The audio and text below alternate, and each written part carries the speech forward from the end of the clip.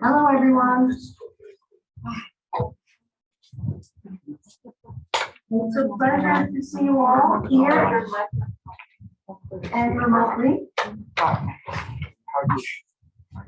I am, for those of you who don't know me, Dzovinar Derderian, professor of history and Meghrouni Family Presidential Chair in Armenian Studies and director of the Center for Armenian Studies.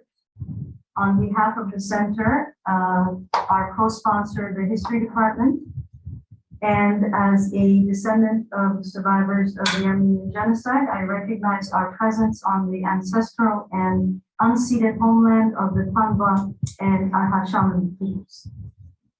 We welcome you to the Vahed Armenian Meghrouni lecture series, our first in-person event since our last almost 2 years ago. March 11th, 2020, to be exact. So, to introduce Dr. Dzovinar Derderian, she currently teaches Armenian history at UCI Irvine and remotely teaches world history at the American University of Armenia. She received her PhD in 2019 at the University of Michigan, Ann Arbor, in the Department of Middle East Studies. Her dissertation titled Nation Making and the Language of Colonialism, Voices from Ottoman Bond in Armenian Print Media and Handwritten Petitions 1820s to 1870s, explores the various circular processes such as migration, communication, and participatory politics through which Armenians of Van engaged in national and imperial modernization. She has co-edited and a volume entitled The Ottoman East in the 19th Century, Societies, Identities, and Politics, 2016. Her publications include Mapping the Fatherland, Artsy Vascuragan's Reforms through the Memory of the Past, and Shaping Subjectivities and Contesting Power through the Images of Kurds, 1860s, in 2 different edited books. She will present her new project, Ottoman Armenian Medicalized Discourses on Marriage and the Making of Nation and Empire. Please help me give her a very warm welcome.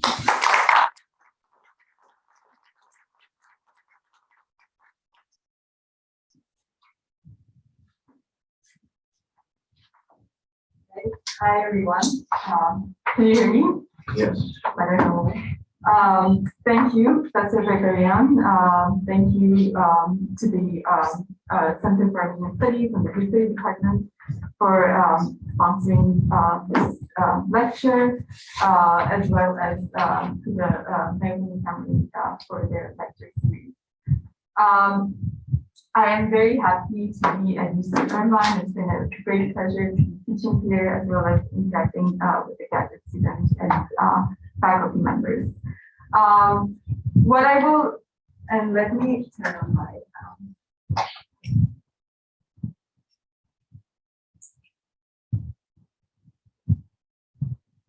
so I hope things are good for our remote participants as well.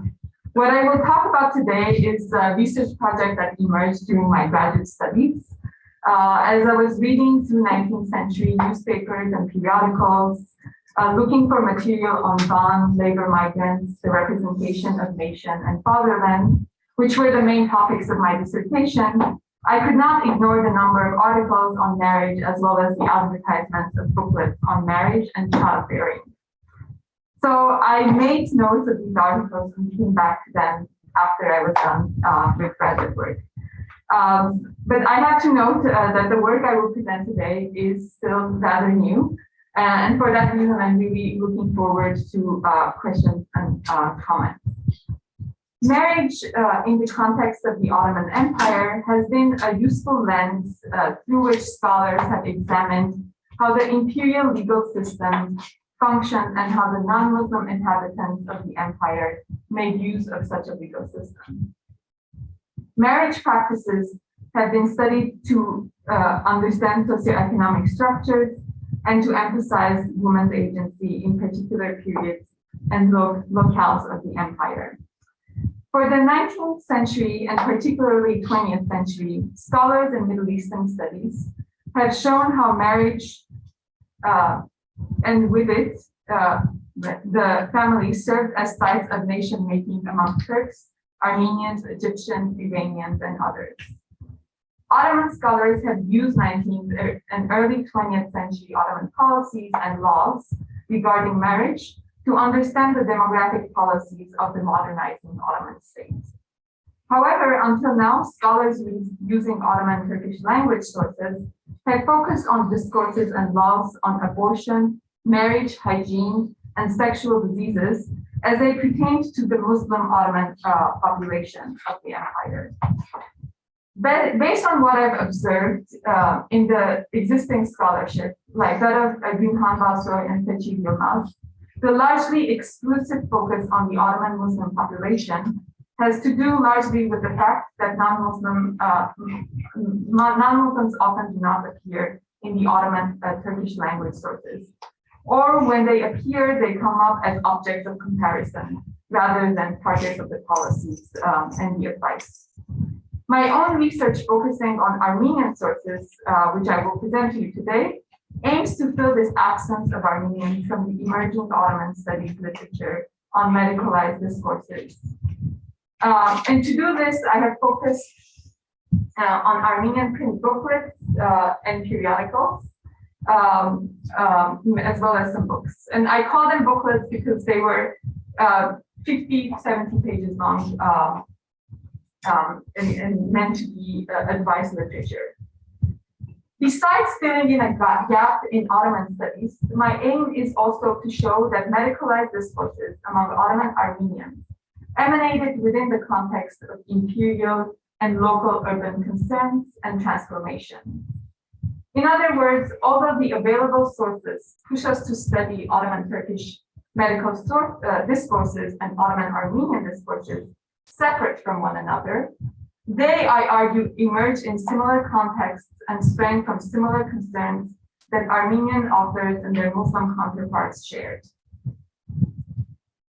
These concerns had to do with the imagination of the future of the Ottoman Empire, within which Muslims, Armenians, along with other ethno-religious groups, were to live.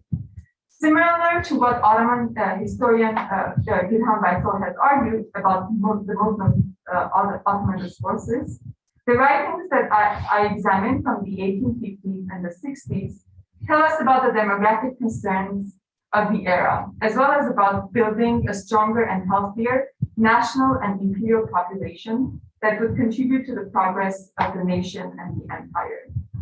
The medical discourses of Armenian authors aim to increase the birth rate, survival rate of newborns, as well as improve the health and length of life of the general population. There are several reasons why Armenians would have such concerns in this particular moment. Already in the 1850s, many of you might recognize Plinian Hayrik, who was later to become the patriarch of Constantinople and later the Catholicos of Echinathin. Plinian was concerned with the diminishing number of Armenians in historic Armenia. This concern can be linked to several economic and political transformations that were occurring in the Ottoman Empire. For example, in 1858, a land code was adopted in the Ottoman Empire, according to which one could lose possession of his land if he did not till the land. In order to keep agricultural land tilled, one needed manpower, which by Plinian's observation was diminishing in the eastern lands of the Ottoman Empire, leading to fewer and fewer Armenians to own land. To Plinian, this was changing the Armenian character of his ancestral land. A second political reason that may have raised concerns among Armenian literati for the number of the Armenian population was a move toward a more representative politics in the Ottoman Empire, both at the local level and at the central level. Statistical ratios of religious groups would determine representation in local councils. While these examples may lead us to think that Plinian's concerns with population numbers were ethnocentric, in this moment of history, Armenian ethno-national concerns were intersecting with imperial concerns rather than diverging from them. Plinian's concern was not to seek the prosperity of Armenian independence or separately from the Ottoman Empire, but within the changing Ottoman imperial context, and in conversation with the political, legal, and economic reforms and reorganization that were taking place in the Ottoman Empire, known under the umbrella term of the Tanzimat. As such, Kaliningrad concerns emanated from processes within the empire and not just among the Armenian community. Kaliningrad himself relied on moralistic and affective rhetoric to keep families together and bound to their ancestral land. However, other Armenian authors, largely emanating from the eastern shores of the Ottoman Empire, western shores of the Ottoman Empire, dealt with some of these issues from a medicalized point of view. Starting in the early to the mid-19th century, as the Ottoman Armenian press was expanding, publications of articles and books began to appear on topics of self-care, marriage, reproduction, family care, and sex in a medicalized framework. I have to note that what I represent as medicalized discourse is not medical or scientific to our contemporary standards, but the advice given in the writings I have examined were framed as scientific and often referred to the findings of European medical doctors. There were a number of other local and imperial and global processes in the 19th century that I believe contributed to the emergence of this medicalized discourse. Since the 1830s and the 40s, several Armenian men from Istanbul had gone to study medicine in Europe, and upon their return to the Ottoman capital, they had contributed to the foundation of Ottoman medical schools, journals, and foundations. At this time, the sphere of public health was expanding in the Ottoman Empire, and Armenians played an important role in this imperial project. Namely, Dr. Serope Vichenyan Efendi, otherwise known as Sevichen, who was educated in Europe and then Constantinople, was chief physician. And he engaged in the Ottoman military port hospital and contributed to the founding of the Ottoman Red Crescent and the Imperial Society of Medicine. He taught and modernized the Ottoman School of Medicine. Sevichen was the most prominent Armenian who worked and contributed to the founding of the Ottoman medical institution, but he was not the only one engaged in this project. He also wrote one of the first advice books on pregnancy and raising children. Besides the expansion and institutionalization of medicine, in the early to mid-19th century, the Ottoman state had concerns related to health and medicine. As Ottoman historian Seçil Yılmaz has noted, venereal diseases became a great concern to the Ottoman authorities because of the flow of soldiers, workers, and refugees due to wars that contributed to a rising urban population. Historian Gürhan Balsoy has shown pronatalist laws and policies were being introduced by the Ottoman state to boost up the size of the Ottoman population. But as she notes, the Ottoman policies and Ottoman Turkish writings were focused on the Muslim population. As I will try to demonstrate, the concerns in the medical writings of the Armenian authors in this period very much reflect the concerns of their Ottoman Muslim counterparts. And they should not be taken exclusively in an Armenian national context. I will introduce to these texts to you through the figure of Armena Paikuni, because he was the first author through which these literature became, I became aware of this literature. His writings, his actual name was Armena Chizmejian, but he went with the pen name of Armena Paikuni. And he published multiple booklets and articles on marriage, the reproductive system, sex, self-care, and the raising and disciplining of children.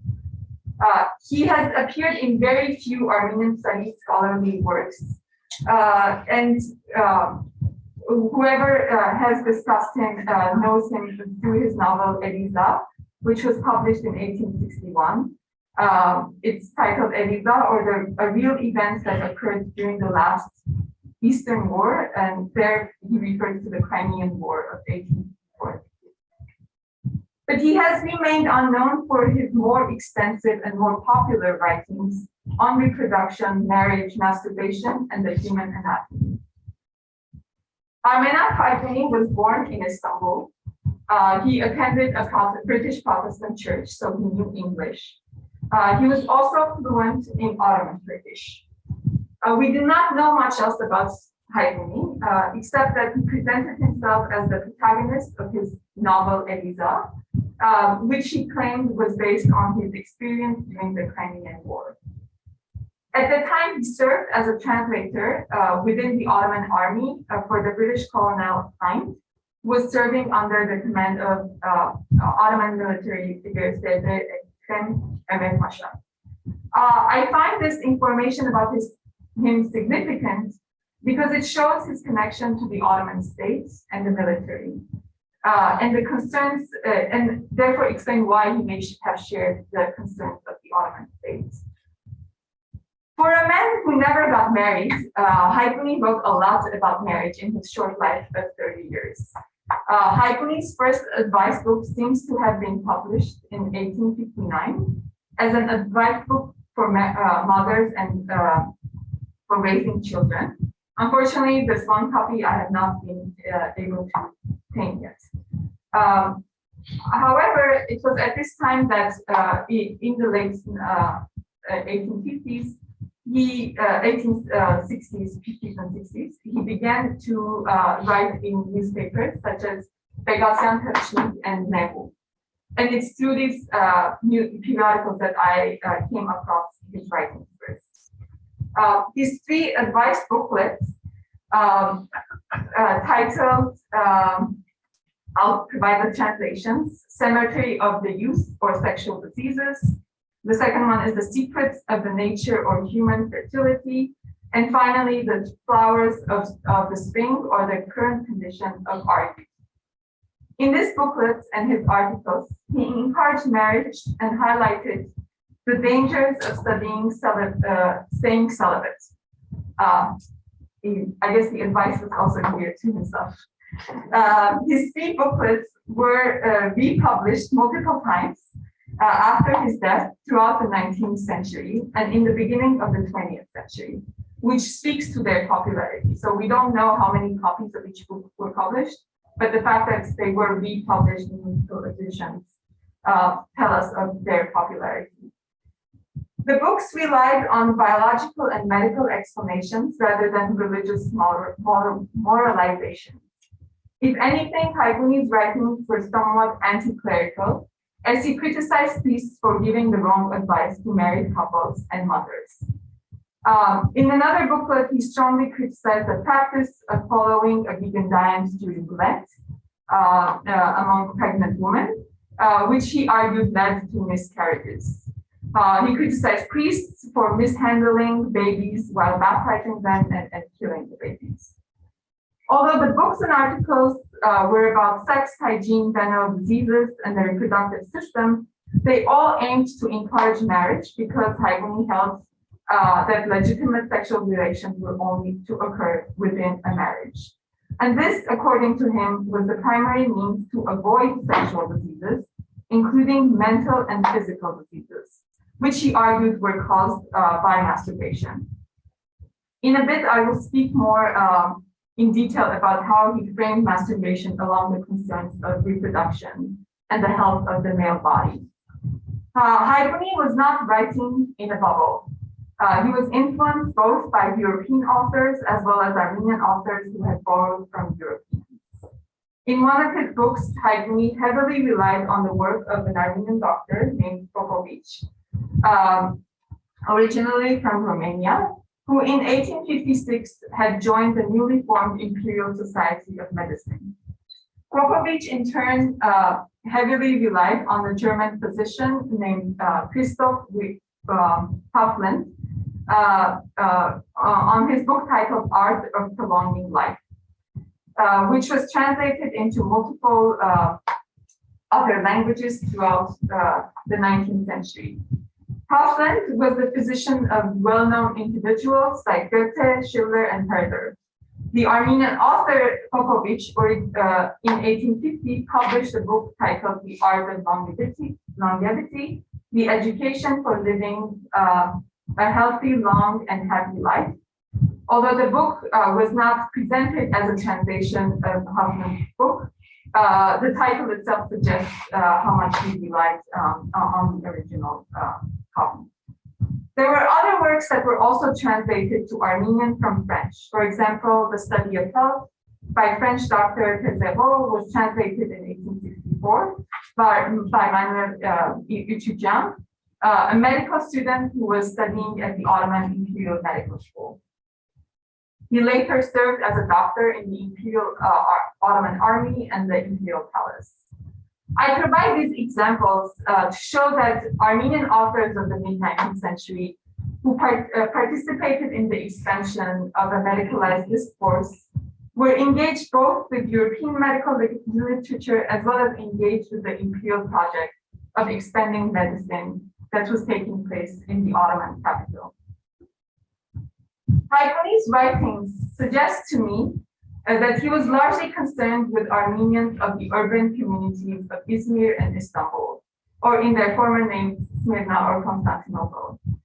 In the eastern provinces, where the majority of Ottoman Armenians lived, marriage among relatives, polygamy, interconfessional marriage, marriage mediated through Kurdish tribes, corrupt priests that officiated unlawful marriages, abandoned wives of labor migrants were among the concerns that appeared in petitions and reports that were written to the Constantinople Patriarchate from the provinces. Yet these were not the concerns that Haykuni wrote about, which suggests Haykuni's intended audience did not include those inhabiting the eastern provinces. In his writings, marriage without consent, marriage at a young age, or the avoidance of marriage, as well as venereal diseases obtained through extramarital relations, were the main problems concerning the practice of marriage. By providing medical explanations he set norms of sexuality, and Haykuni was distancing the sphere of marriage from the church and clergymen into a sphere of science.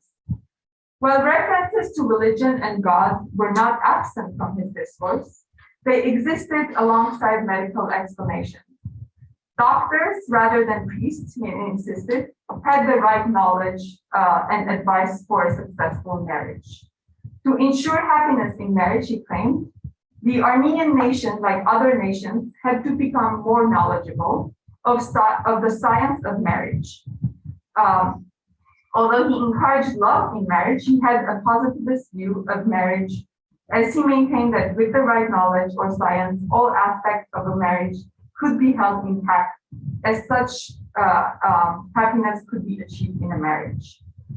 As Haykuni was insisting for science of knowledge to be a guiding force of marriage instead of priests, a similar secularizing process was occurring within the structure of the church and the emerging national administration of Armenians in the Ottoman Empire. In this restructuring, marriage was no longer to be legally bound just to the ecclesiastic sphere. With the expansion of civic and religious administrative bodies linked to the Armenian church within the Ottoman Empire, stipulations of which body would deal with family matters was put on paper. And this was done through the Armenian National Constitution of 1863, in which the Judicial Council was to be responsible for resolving marriage disputes.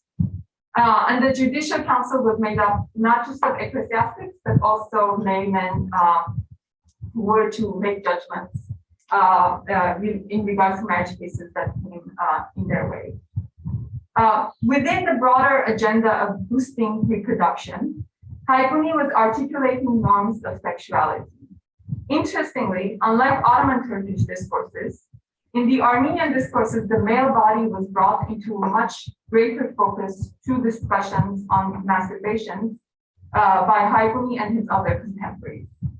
Male masturbation, Haykuni argued, could cause infertility, as it would lead to male impotence or it could cause refractory pregnancies. Not only a woman's body was seen as an important site of conceiving a child, but a man's body and behavior was also deemed vital for reproduction. Given the heavy reliance on European literature, it is natural that Haiguni's discourse on masturbation did not really differ from the European ones. In the 18th and 19th century, European authors, as well as Haiguni, explained that masturbation harmed one's physical and mental health. Philosophers, as well known as Jean-Jacques Rousseau and Immanuel Kant, wrote against masturbation, as well as a great number of other lesser-known authors made up largely of physicians. However, whereas in the 18th century Europe, various potions were sold that claimed to cure masturbation, Haiguni did not mention any such drug. In fact, Haiguni maintained that the mental and physical diseases caused by masturbation were rather incurable if caught late. According to him, this problem had to be dealt with and stopped in early stages. Thus, his focus was largely on its prevention rather than the cure. Haiguni's second digression from European literature on masturbation was that he was primarily concerned with male and children's masturbation and did not focus on women. This lack of attention to females may indicate that Haiguni's concerns and writings were largely driven by the thousands of male Armenian labor migrants in Istanbul, as well as the soldiers of the Ottoman military, with whom he had closely interacted. For example, in his novel Eliza, he goes at length criticizes the sexual deviances of the male soldiers that he saw during the Crimean War. His focus on men may also suggest the highly patriarchal and male-oriented Armenian community, as a result of which, even in the matter of reproduction, he put greater focus on and responsibility on males. And this is a question of my work that I would like to focus more on in the future, as most of the literature on reproduction in Ottoman studies focuses on the female body. And I'm not sure if this is a reflection of how reproduction was discussed in the actual sources, or if our contemporary scholars were more interested in understanding how the woman's body was objectified and how they could recover women's agency based on the sources that they had. There hasn't been much work done on medicalized discourses on masturbation in Middle Eastern studies. So I had to turn to Europeanists to understand the emergence of this discourse. Sociologist Alan Hunt, focusing on Europe, relates the emergence of discourses on masturbation to, quote, capitalist social relations and increasing urbanization that gave rise to a preoccupation with self-control, end of quote. In a similar vein, historian Thomas Lacroix suggests that the modern discourses on masturbation must be understood within the context of the emerging discourses on the self, as well as new desires, societal demands, and relations that emerged in the context of capitalism. These arguments about the European literature can be relevant particularly to the Istanbul Armenian context of the mid-19th century. As the city was experiencing an influx of labor migrants, particularly Armenian labor migrants. These Armenian migrants were often identified as bekars, meaning celibate in Turkish, even if some of them had wives and families whom they had left behind in their hometowns and villages. The social status of bekar is best captured in the writings of late 19th and early 20th century Armenian author Arpiyaryan, who recounted that when in Istanbul a church bell would ring to announce the death of someone, often people on the street would ask each other as to whose death was being announced. If it was the death of a labor migrant, people would often tell each other, "It's nobody, it's a bekar." This phrase that was brought to my attention by Vaskem Stavicyan's work, whom you may have tested, inshallah, not only tells us of the perception of labor migrants, but also of the attitudes towards celibate men. The overwhelming presence of labor migrants in Istanbul, who often lived together in inns, created a well-defined socioeconomic gap between the relatively well-off Armenian permanent residents of this metropolitan city, and the provincial migrants who would undertake the most menial jobs in the city. Furthermore, we must imagine that the exclusively male living spaces of the labor migrants, in neighborhoods separate from those of the permanent residents of the city, created anxiety among the city's population about their sexual mores and conduct. At the same time, similar concerns of sexual deviances existed in relation to the emerging middle class. In the Armenian fictional literature of the same period produced in Istanbul, one can see strong critiques of the consumption and display of luxury by the local city dwellers, which speak to the effects of the emerging capitalist relation. Readers were pushed to observe self-control when it came to the consumption and display of luxury, which brings up parallels with discourses on self-restraint when it came to sex in general and masturbation in particular. In relation to these acts, letting one's mind and imagination wander and go wild was also perceived as a lack of self-control that could open the gate to masturbation. So it is in these multiple levels of concerns that we need to understand Hayguni's discussion. Both Hayguni and Popovich that I mentioned earlier maintain that those who became enslaved to the vice of masturbation got thin, their eyes froze, and they had an unruly imagination. They either became quickly irritable or completely numb. Even the physical appearance could tell, Hayguni argued, whether a boy or a man was masturbating or not. As it appears in these, not this one.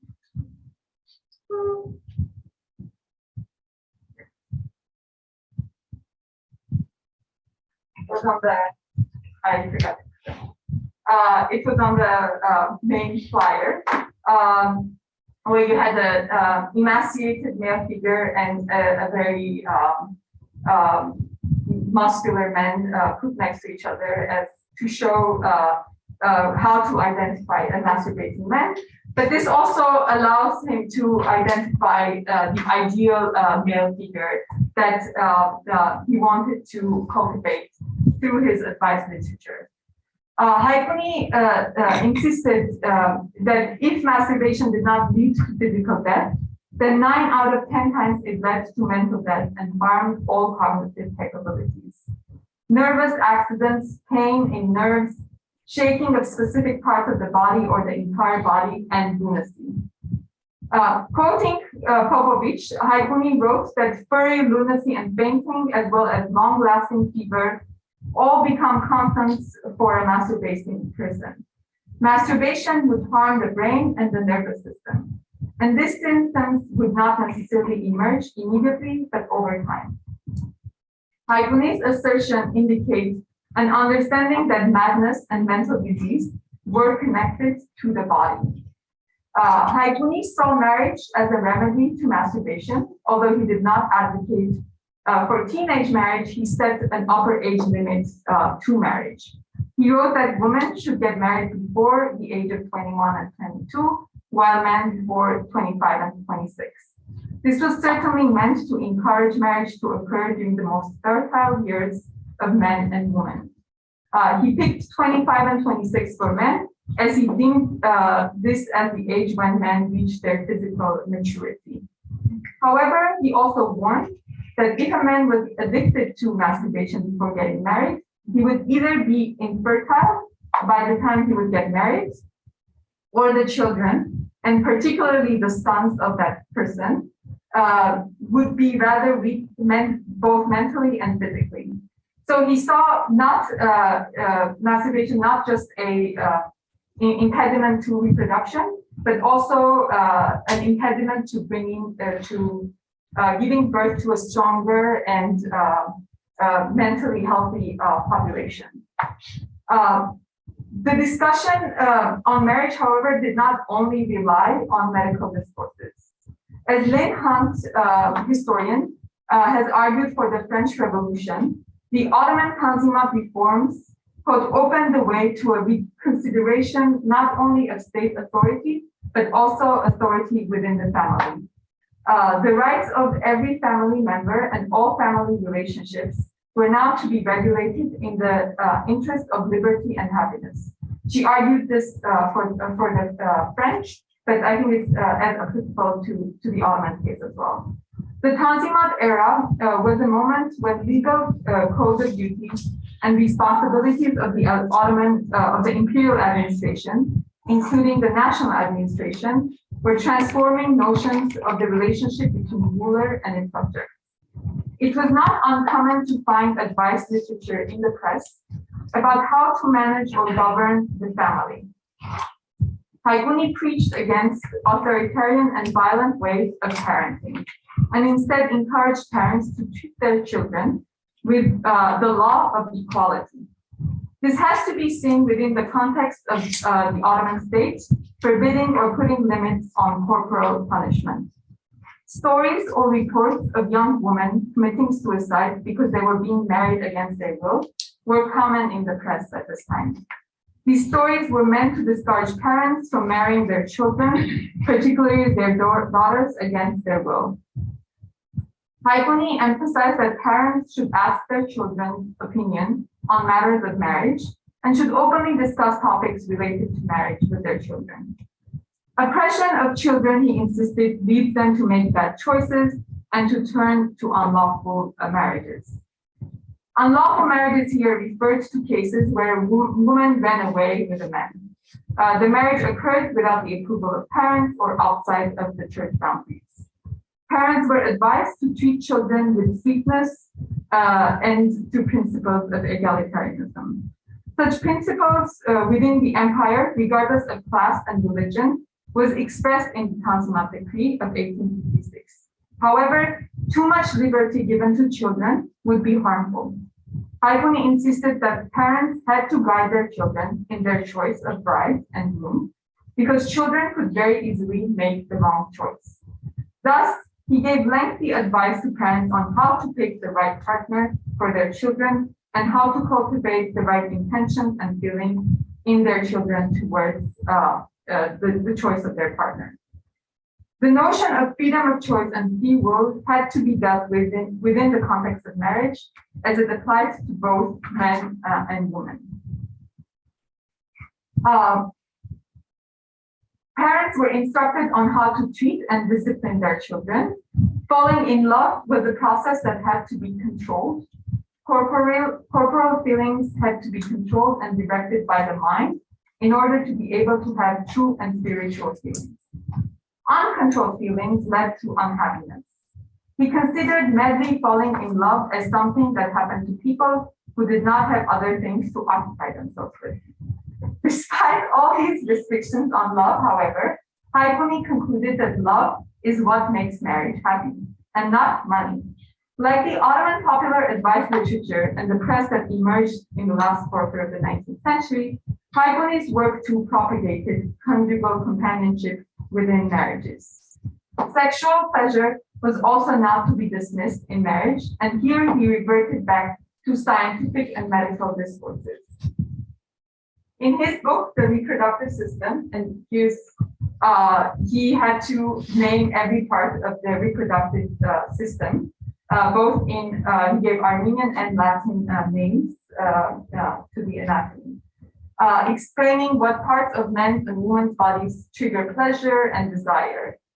For this reason, he provided detailed images, as you see, but like the limits on free choice of a partner, sexual desire too had to be satisfied in moderation and was to be regulated. He actually gave specific number of how many times couples should be having sex in a month.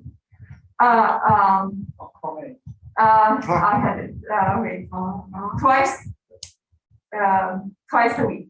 Yeah. Fertility was again brought forth to explain this rule. He argued that men's hypersexuality and women's immodesty could lead to infertility.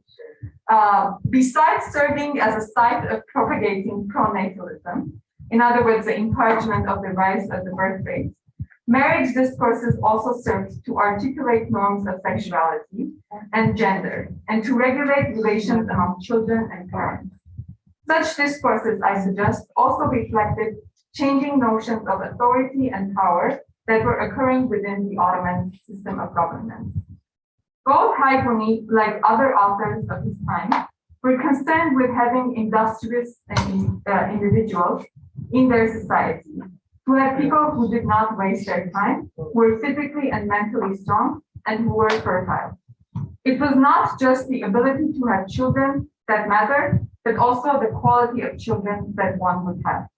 Thus, the discourse on masturbation and the physical and mental diseases attributed to it were a way for the authors to set the boundaries of normalcy and define what an ideal member of society should look like, how they should behave, and what was required for good health, and what would constitute good mental and physical health. In sum, through the research I have presented to you today, I tried understanding Meghrouni's writing from an Ottoman context and a local urban perspective in Istanbul to explain why he would produce the text that he produced in this particular moment in time, and to explain why his writing gained popularity in the second half of the 1800s.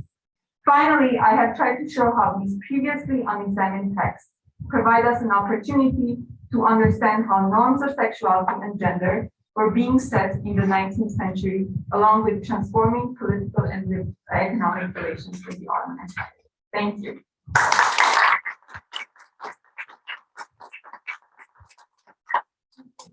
Dzovinar, and I assume you'd like to take questions yourself and take it from the audience as well.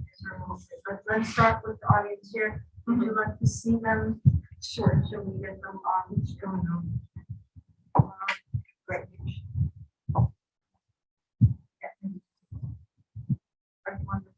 Yes.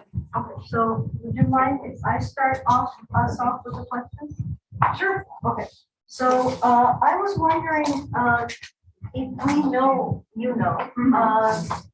anything about the reception of Meghrouni's and others' ideas, or to what extent these booklets were distributed, and related to this, perhaps were they at all translated into Armeno-Turkish, which might have had a greater distribution? Yeah. So, good question. Thank you. I know of some reactions, particularly who were disturbed by some of the images I showed, and criticized him heavily for it, and criticized him for being anti-clerical. I haven't found those criticisms. I have found his answers to those criticisms. So there was definitely argument going on around what he was publishing. I don't think they were translated into Armeno-Turkish, but I can say that they're written in a very simple vernacular language to obviously reach the wider audience. And in terms of how widely, so I don't know if they must have spread to the provinces by the end of the 19th century. My sense is that they were popular because they were advertised in newspapers, and they're telling where one could buy these booklets, and they appeared in a number of different articles, and some of them were republished 3 times after his death.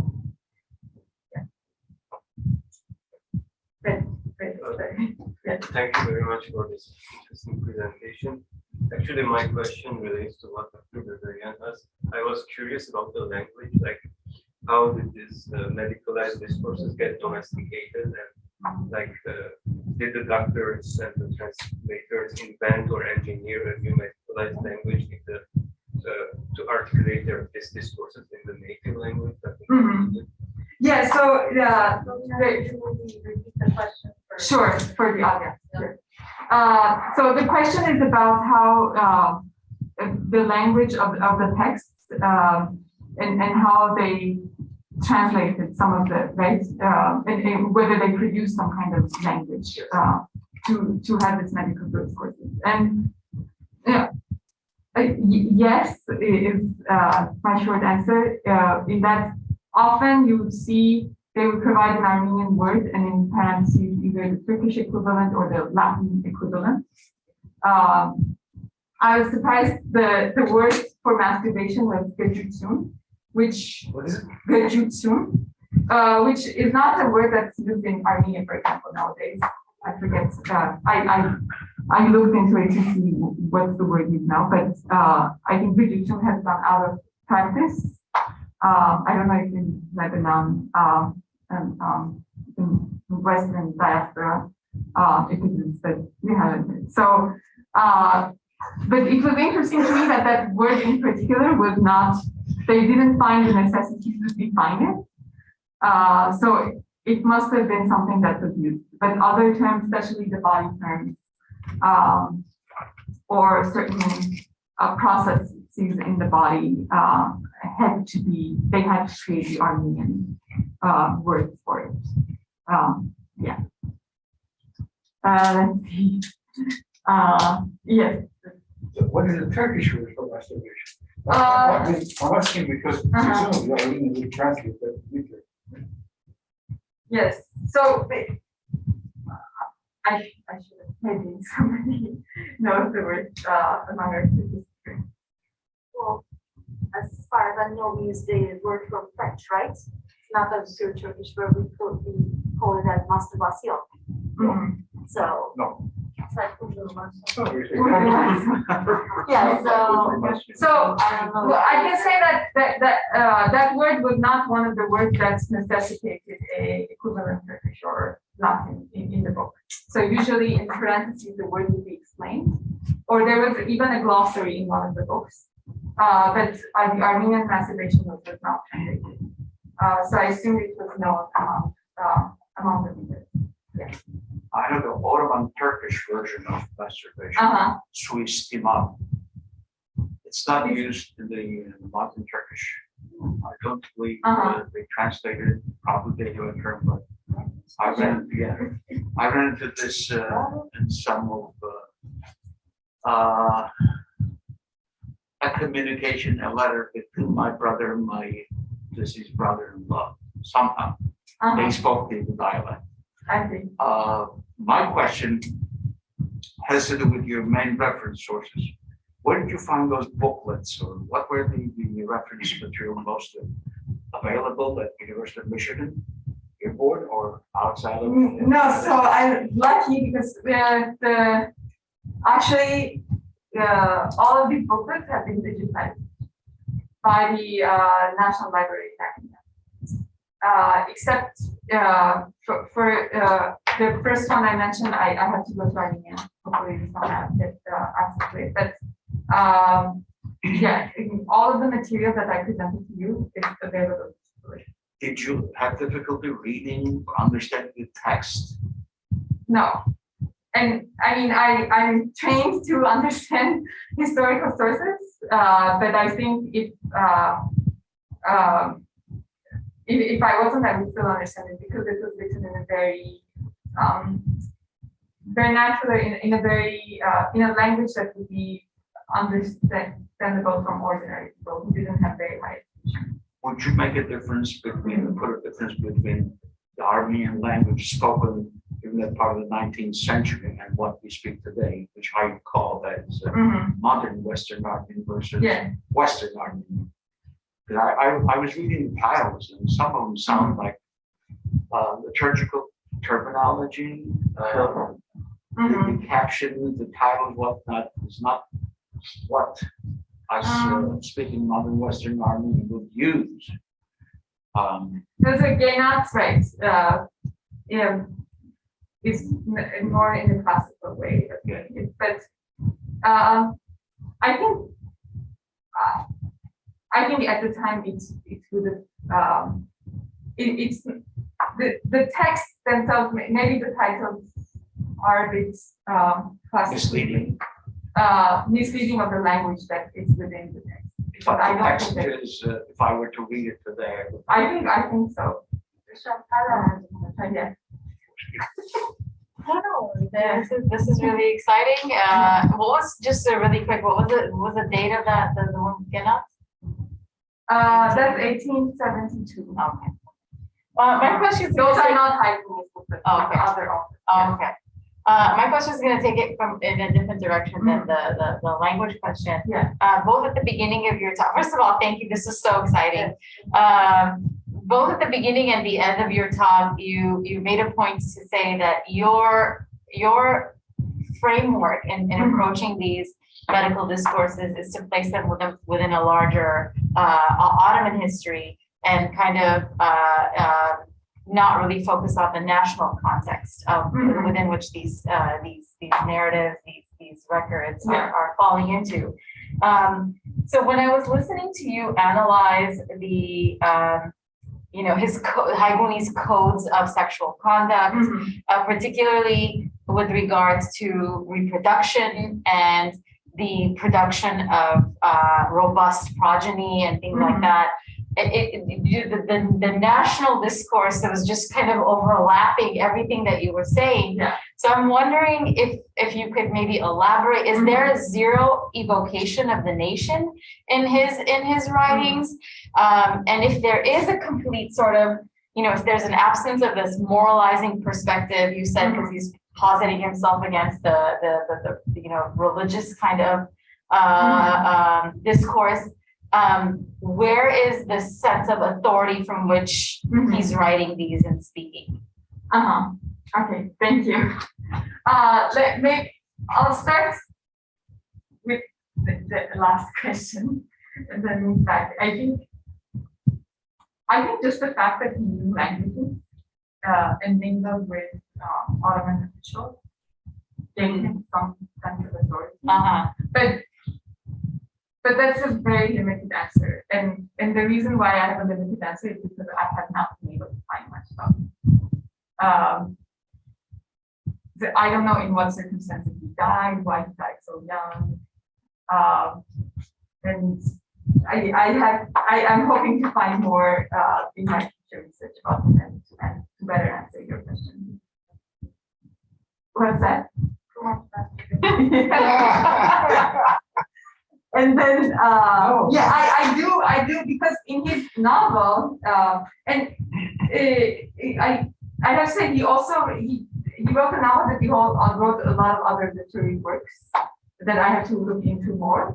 But in his novels, he is, even though it's named Eliza, he's the main protagonist. And he had fallen in love with Eliza, and he's criticizing that. Because it was too much madness. So he may have been writing this as a criticism.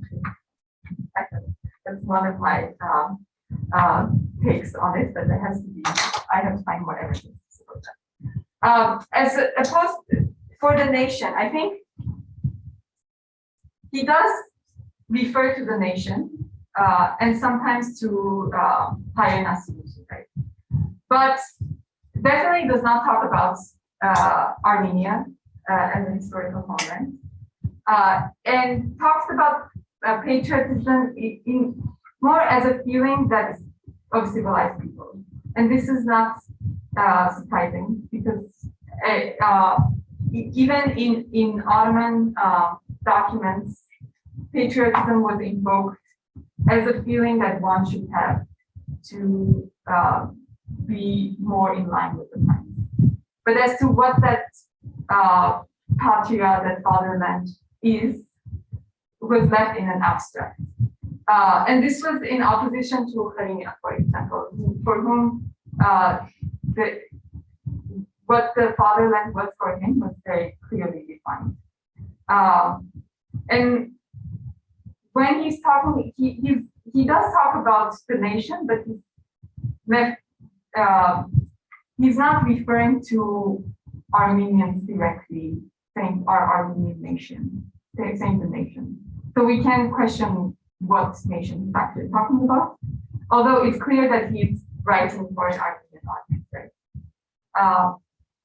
And often he's talking in very universal terms. Like these things, these advices that he's giving should be universal advice for different civilizations in the world. And he's thinking in terms of civilizational terms. And I think nation and culture for him are more as a step towards civilization rather than him thinking necessarily about particular national revival. That's my take on it so far. Thank you for your attention. Thank you. Let me check the Zoom. If there is anybody on Zoom who would like to ask questions, please raise your hand. Okay, I guess. Sorry, somebody. This is my bigger comment. If Yes. Heikmany had Facebook, he'd think he was in heaven. If you had Facebook, you'd be in heaven. Yeah. So, initially connected Hrinan Harig and national concern about the population growth, and that Yeah. you sort of bring to Haiguni. Yeah. Was there any relationship between the two? Was there any organized sponsoring of these books, or was there a clash between them and the church? Who was more influential? Were these books influencing the general population or the church? And it seems to me that there's probably some conflict. So, I don't know if Kariñan and Haiguni ever knew each other or no. My guess is more leaning towards no, although they may have known each other. I mean, But church sponsoring, right? they would have known each other from reading the history articles. And I think Haiguni appeared in enough articles for Kariñan to have known about it. But he consistently, because there were people accusing him of being anti-church, he consistently emphasized that he's not anti-church. And is it just like quite? Anything that's in the church.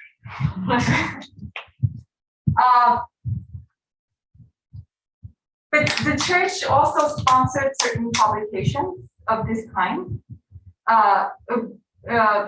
not necessarily with the images, but with suggesting, with advice regarding pregnancy and raising children. So it was not like the church was not interested and was completely in opposition to what Haiguni was doing. And in one of the Haiguni's answers to the criticism that he had received, and the criticism he had received was not by a church, it was by a layman. But it was done within the context of religion. So his argument was that these body parts were created by God. So what's wrong with explaining what they are and showing images of it? And so he used religion to justify what he was doing. And I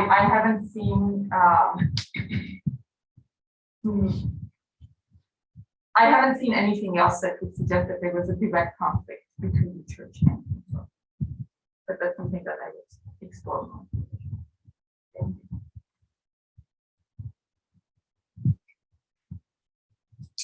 And yes. You come across much of any documentation about the institution of marriage and how it may have evolved. Was it always two families agreeing to their children to get married and then presenting to the church, and is always married in the church? And was there anyone that could object and prevent couples from getting married? Anything of this nature? So I don't know how, in Armenian, throughout Armenian history, how marriage changed. That's would require a lot of research by different scholars and not just myself. But in terms of consent by the marrying bodies, the Armenian Church regulations of the 19th century stipulated that the bride and groom had to consent to the marriage. And there are various booklets that the church also printed so that the population would be more aware of the regulations regarding marriage at the time. So, but it's always one thing to have a regulation, right? And another thing to practice those regulations. And I came across one instance in I don't remember, maybe in Erzurum, where they didn't know. So a young woman had objected to marrying a particular man, but there was also another man who wanted to marry with him, and there was this big conflict about it. And the local priests couldn't decide what was the actual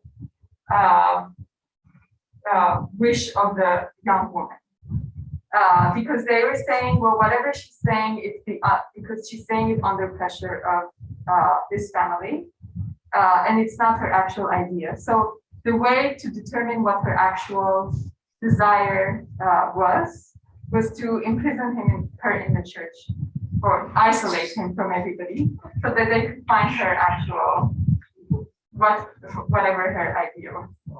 So when it comes to determining the will of the woman, it's very hard when you think that a woman may not be able to actually express her own will, right? So how do you decide on what is the that was not an answer to your question. Just to say that there were church regulations that were trying to push marriage in this direction. Thank you. Yes, please. Thank you. It was really exciting to listen all from the beginning to the end.